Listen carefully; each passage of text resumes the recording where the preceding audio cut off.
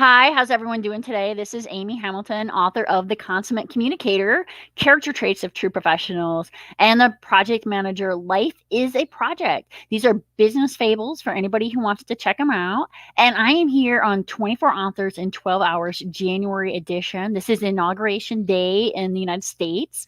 And we've had a really phenomenal lineup of authors today. And I'm here with Dr. Katrina Esau, and she has a topic that might seem kind of heavy to some people, but on the other hand, her wit, her humor, and her brilliance just shines through. And I am so happy to welcome you to the show. Could you please tell us a little bit about what inspired you in your book? Absolutely. It's funny because prior to me writing my book, I wouldn't consider myself a writer. But 17 years ago, I went through infidelity with my husband in my own marriage. And so, with coming out of that and just the experience, one of the things that I learned, of course, when you're in it, it seems like you're the only one. But I quickly learned that I was not the only one. And so, really just had a heart and a desire to help other wives that had endured infidelity and just to help them, to overcome the shame and the guilt that comes along with that. And in my mind, my mission and my goal is I wanted to reach women, across the nation. I didn't want to limit myself to where I'm from here in Florida. And so the only way for me to do that was to write a book. I'm like, if I write a book, it can be, published and it's available to anyone wherever they are, as long as they have access, to Amazon or to a website, they can get it.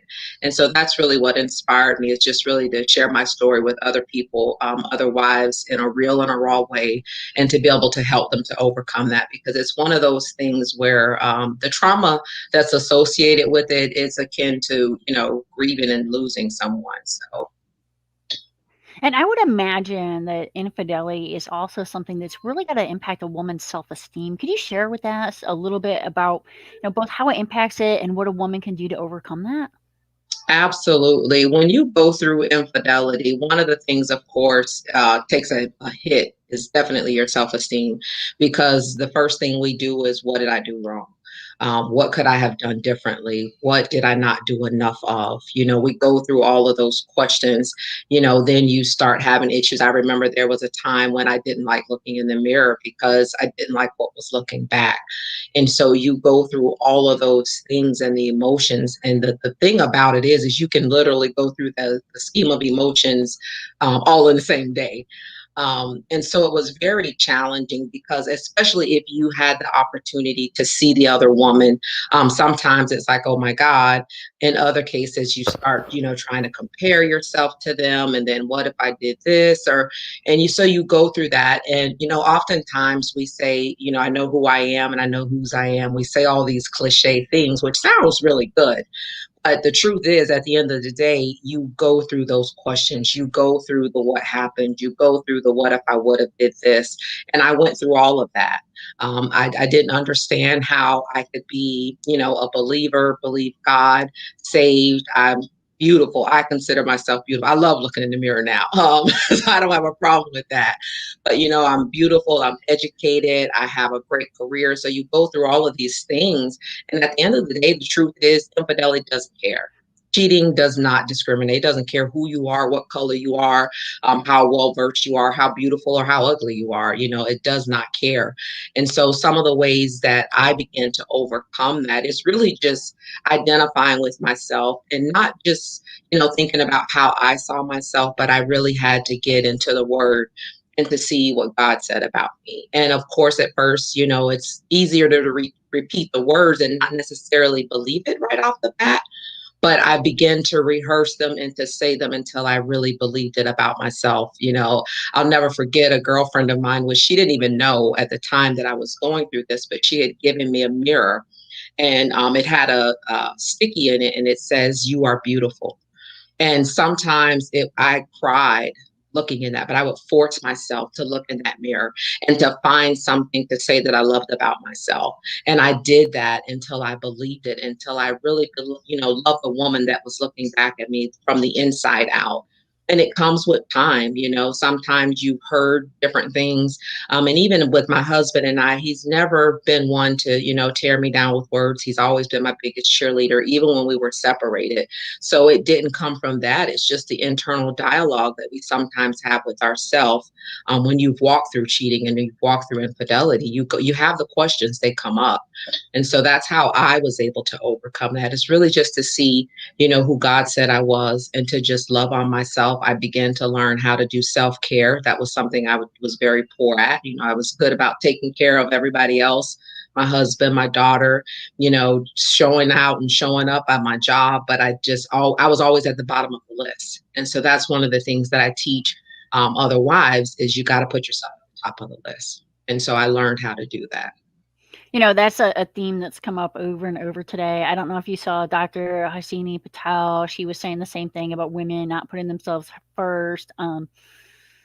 Let me see. It was K Will. She's got 30 days to self love, and very much a love letter to yourself. And it's like, a lot of times, women put everyone else first, and they don't put themselves first, and then they end up they're not fulfilled, and then they don't have enough to give anymore. It's true. We get depleted, and the one thing I like to share is because we are naturally we're nurturers, we're givers, we want to care for other people. But the thing of it is, I used to joke or laugh when I would hear the stewardess say, "Put the mask on yourself first before you help other people," and it was like, duh, kind of thing. But it's so true. If you don't save yourself, if you don't build up yourself, if you don't encourage yourself, you don't have anything to do it for other people. And so many times we give out of a depleted place. And the thing about that is we wear ourselves down, and we wear down our health because we're giving out of an empty place. And I always like to say, like, I don't want to become a Dorcas. I don't want to die doing a good thing. So I need to take care of me. I need to pour into me so that I can help other women, so that I can be a blessing to others around this world. And that's what it's all about at the end of the day. Sometimes, people tell us, oh, it's selfish. No, it's not. If I don't take care of me, who else is going to do it? So we Well, I have think to. it's so essential, the difference between understanding what's selfish and then what's self-care. And I think that's a great point. And the other thing I wanted to your book, your website, the work that you do is very important because it's a concept that I think people truly don't understand. And that's about true forgiveness. Can you share with our audience how you can reach that point of truly forgiving someone who's done something that many people consider to be unforgivable? Absolutely. Forgiveness is something it's crazy because I don't know about you, but I've heard for years growing up, I'll forgive you, but I'll never forget. And so we say stuff and do stuff and not really understand what's behind it. And the thing about forgiveness is if you choose not to forget it, you really haven't forgiven. And so one of the things that I learned with forgiveness is not only do you have to receive it, you have to identify, number one, who do you need to forgive? Because a lot of times we'll harbor unforgiveness and it turns into bitterness, it turns into anger, it turns into resentment.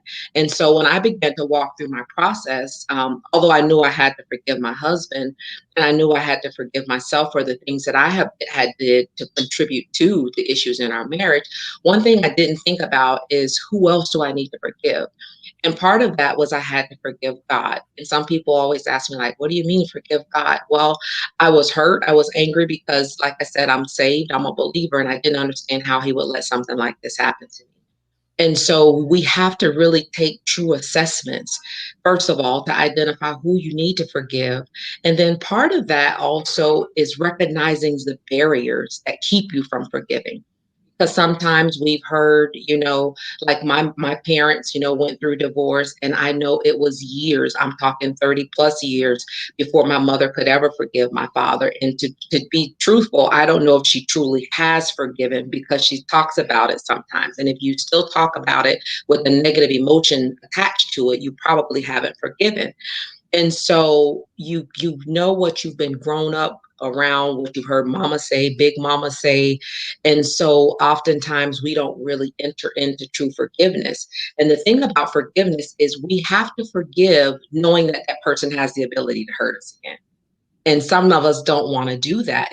And that's why a lot of women won't forgive, because, they say once a cheater, always a cheater. Or if I forgive you, then that says that I'm excusing your behavior, or I'm allowing myself to be a doormat. That's not true.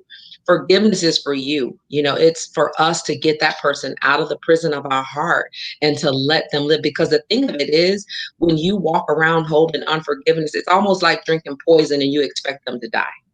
It's not going to happen. You have to release them. And so the other thing that I like to talk about when we talk about forgiveness is the triggers. There's different things that may trigger you to be like, I can't do this, or to send you into a dark place. For me, it was a specific intersection here in our town where I was literally at this intersection where I found out, my husband had stayed with another woman over the weekend. So when I would go down the street and get to this intersection, it would literally send me into depression. Like I would just check out. And so I had to recognize that that was a trigger for me. And then I had to come up with ways to overcome it, whether that was affirmations, whether it was a scripture, whether it was forcing myself, because I wasn't going to drive around town just to avoid, going down this one street. So we have to identify what our triggers are. It may be a scent, it could be a song. It could be cologne. It could be anything. It could be, oh my goodness, I was putting up a tree when XYZ happened. Whatever that is, identify it so that you can come up with a strategy to overcome it. So I think all of that weighs into when you talk about forgiveness. And the thing about infidelity, it's hard. It's not one of those things where you're just going to do it overnight. You may say, I forgive you today, but then walking that out is a process. And we have to be okay with that.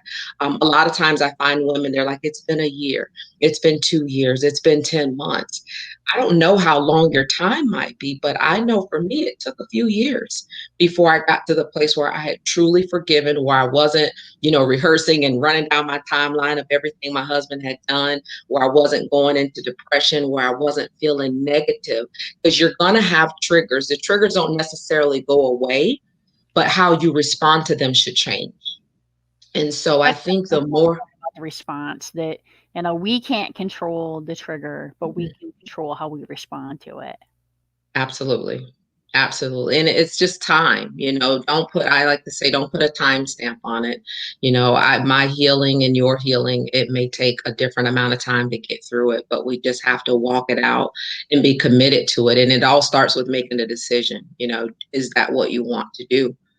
And so without that, you'll vacillate. So you have to make the decision that this is what I'm going to do and stick with it. Come hell or high water. Trust me, I've been there. I tried getting a divorce 3 times. I'm like, I'm done. I don't want to do this anymore. But thankfully, here I am 17 years later with my marriage restored, healed, love my husband, in love with my husband. And so I know that there's restoration that can come on the other side of it if you're willing to do the work. And number two, if that's where you're supposed to be. I don't like to tell women, whether they need to leave or stay. That's something they have to work out between them and God, and, and make the choice and make the decision. But the one thing that I care about deeply is that you as a wife, that you as a woman, that you get the healing that you need, because regardless of whether you stay or you leave, you need to be healed. You don't want to take that baggage with you in a new relationship, nor do you want it to keep coming up if you decide to stay in your marriage. So one of the comments we got just ties to that so well. It came in a few minutes ago, and the comment was, "Forgiveness is a gift to yourself." And so, like you said, whether you stay or go, this is a gift for you, because until you heal from that. It's so true. It really is all about you. And this is one of those moments where it's okay, for it to be about you. And it really is. It's not about the other person. It's not about anybody else, really, except for you. And you want to make sure that you get to the root, so that you can truly heal. Because the thing that I've learned, and not to, take anything away from medicine or anything like that, but a lot of times we get diagnoses, and the truth is, it's because there's a root of unforgiveness or bitterness. And so that manifests. There's studies that prove and show, that it manifests in our bodies as different things like high blood pressure and other, heart diseases and things like that. So it really is a gift for you. And it's well worth it. I can't can't believe this. I looked at I have little pop-ups that come up to remind me to stay on track, and we are halfway through. I don't know how Wow. this is halfway through, but it is. So for those of you who are listening today, 24 Authors, 12 Hours January edition. Today on the 20th of January, my books are available for Kindle download free. Please take your time, check them out. That's The Consummate Communicator, Character Traits of True Professionals, and The Project Manager, because life is a project. And right now, talking with Dr. Katrina here about her life and her life's project, and what she has really been dealing with is, she's looked at how do you overcome infidelity? How do you forgive yourself? How do you forgive your spouse? How do you move on, whether that's moving on with that person or moving on alone? And one of the important concepts that's come up a few times is, how do you recover that self-esteem? So I'd like to turn over to you, Dr. Katrina. If somebody goes to your website, what can they find? If they go to my website, they can find a lot actually. They can find out definitely more about me. I share a little bit about my story on my website. They can also find my book, my journal. There's also a link there to my academy, which is the Whole Academy, which is Wives Healing Openly, Leaving Him Exalted. There's also a link there or a page there where they can reach out to me for a free consultation. They can do that. There's different offerings that I have through the Whole Academy. We have a 12-month program. We have individual coursework for those that are not yet ready to commit to the 12-month transformation. There's a lot on the website. If they go to the website, drkatrinaesau.com, there's a link there to the Whole Academy where they can see the different courses and everything there that I offer. We actually will have a new offering. Say again? You take it from me. I said, can you describe some of your courses? And you're like, let me tell you my offering. Sure. So there's a new one, and it's not new. We did it last year, so this will be the second time around. There's one. It's called "I'm Designed to Withstand," which that's going to launch on February 8th. And then the courses, there is the Blueprint to Becoming Whole, which is the 12-month program. And that's where, you're really walking through everything. You're walking through the 5 pillars that I call the 5 pillars to restoration, which is, forgiveness, getting in vertical alignment, self-care, it's time to love you, walking in the newness of life, and then rebuilding trust, which is one of the questions I get asked all the time is, how did you trust again? And so it encompasses all of that. It comes with, live coaching sessions and things along those lines. And it tells you all the information, what's included on the website. So again, you'll see the 12-month program, but then there's different breakdowns where you can get the individual courses or the signature program. So there's a lot there. It's just, I try to share my story in however many ways I can get it out to people to let women know that they really are not alone. And there's help, there's help. And there is the possibility of overcoming and becoming whole. I like to say it's whole, nothing missing, nothing broken. And the acronym actually of whole is Wives Healing Openly, Leaving Him Exalted. So I would love for ladies, wives, that's who I'm called to, is wives that are, that's been impacted by infidelity. So I'd love to walk this journey with them. And you bring up a really great point about trust again, whether you're staying with that person or whether you move on. Because so often people experience infidelity and they can't trust the next person, not even because what that person has done.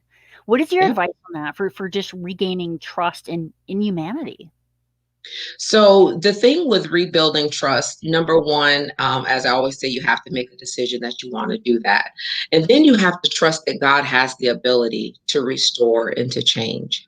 And the other thing with rebuilding trust is it goes back to, with the triggers and the barriers, we really have to ask ourselves some tough questions to see why we don't trust. For the very reason you said, sometimes it's not even about what has happened to us. Sometimes it's what's been modeled before us.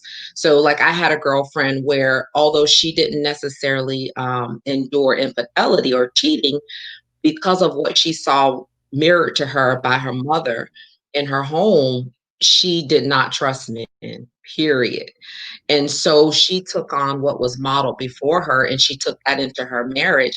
And a lot of times we make accusations, we accuse people who do different things because of what we've seen, what we've heard, what somebody's told us. And so we have to really check ourselves on that because as women, a lot of times we'll say, oh, it's our women's intuition. But is it really? Is it really that, or are you really reflecting on other people what you have been exposed to? So we really have to ask some tough questions to see, what's the barrier? Why can't I trust you, or why am I not open to trusting again? And then we have to overcome. We have to come up with strategies to overcome whatever those barriers and those triggers are, so that you can get there. And the other thing with rebuilding trust is you have to have accountability and you have to communicate your expectations. That was one of the biggest things, that I learned in my process was a lot of times because we've been together for so long, oh, you should know this. Well, no, they don't. If you don't communicate it, they don't know it. So I like to tell women, don't have uncommunicated expectations. You have to say what you need. And then you do different things. Like, for example, for us, one of the things that we did in the beginning to rebuild trust was anytime we went anywhere, when we got there, we let each other know that, hey, I made it safely. And then sometimes we had this thing that we called confirmation with information. And so, for example, like if he was going to the Walmart, when he got there, not only would he say, I made it, he would literally take a picture in front of the Walmart and send it. And so you do what you have to do until you build that trust, but you have to communicate with one another to say, hey, I need this in order to be able to trust you again. And you do it until you don't need it anymore. There came a point in our restoration process where I just decided that, hey, I'm not going to be FBI all my life. You're an adult. Either you're going to love me and appreciate what you have, or you're not. And if you choose not to do that, then we'll go from there at that point. But I'm not going to spend the rest of my life checking cell phones, checking emails, and doing all this kind of stuff. So you do whatever you got to do as long as you need to do it, but then move on. And so that was one of the ways that we rebuilt trust. No, and it's so important that you bring up this point of figure out what works for you, but also that it's not just our experiences, but it's the experiences that we learn from these role models. And a lot of times we're not aware of how all these external influences influence our minds. Absolutely. There's a segment in the course that like who are you listening to? Who's in your ear? Because the thing, we have to protect our eye gates and our ear gates, because a lot of times we are making decisions and doing things based on the people we're talking to. And so if you're surrounded with a whole bunch of negative Nancy's and people telling you, oh, I wouldn't do this and I wouldn't put up with that, and girl, you ought to, you got to check it. You got to check it, and you might have to cut some relationships off. If you're that person that always is negative, you're not trying to build me up, then I might have to cut our everyday conversations to once a week, once a month, and whatever that looks like. But we have to take control. And my spiritual mother, she used to always say, you are not dumping your trash here today. And so I've learned that you have to cut people off. You just have to. That is such a valuable point, no matter where you are in your life or what's going on, is evaluate those things that you surround your with, the voices that you surround yourself with. And what I love about this event, 24 authors in 12 hours, is people who write books. They're inspirational. They have a passion to write and to share these stories. And so being with somebody like you, I just feel like, oh my gosh, this day's flowing by. I have 3 more interviews. I mean, you're the lucky number 21 Wow. in the final 4, right? Like, you made it to the championships. Yes. Beautiful. Beautiful. It's a great platform. Definitely appreciate being here and having the opportunity and just being, the exposure, and just other authors, period. It's great that you are availing yourself in your platform, being an author yourself. So I love it. Well, it's just so important, and when I'm around the other authors for a day like this, it just inspires me all over again, whether it's then in my traditional 9 to 5 job, in my other work endeavors, in my studies. So just so you know, I'm actually working on my dissertation right now, which is a PhD, it's your labor of love, and something that, I've gotta get done and get finished. And so, but talking to you, I've had 4 doctors on today, and you just think, no, like, I'm going to do this because I'm surrounded. And interestingly, every single one of them has been a woman. So you guys Oh, that's are the ones awesome. to make me go across that finish line. Yes, you can do it. You have to do it. It's so funny because that's where I started. That's where the desire for coaching started, was being in the dissertation. Because at the university where I was, sometimes you felt so disconnected. And so when I learned like the number of people that they say is ABD, which is all but dissertation, Yes. that blew my mind. And so that's where it started for me, is literally coaching other students to come on, you got to do this. Like, we made it too far. You cannot get to this point. Like, you have labored for Mhm. years. You can't get here and not finish. So whatever comes up, you can do it. Well, hold me Whatever accountable. obstacle. Definitely hold me accountable. Yes, And yes, I've got a I call will. tomorrow with my accountability partner who's going to hold my feet to the fire. And there's 3 of us that really are just pushing each other to finish this year. So Awesome. You'll do it. You have to. Yeah, look, you come too far to quit now. look at you So getting me to that's trust and be open. awesome. Yeah. So we have gone down all these different paths. We are reaching the end of the segment. This is just flowing by. Is there anything that you want to add that we haven't had a chance to talk about yet? I just want to encourage, if there's wives out there listening, even if they listen to the replay and you have been touched by infidelity, know that you're not alone.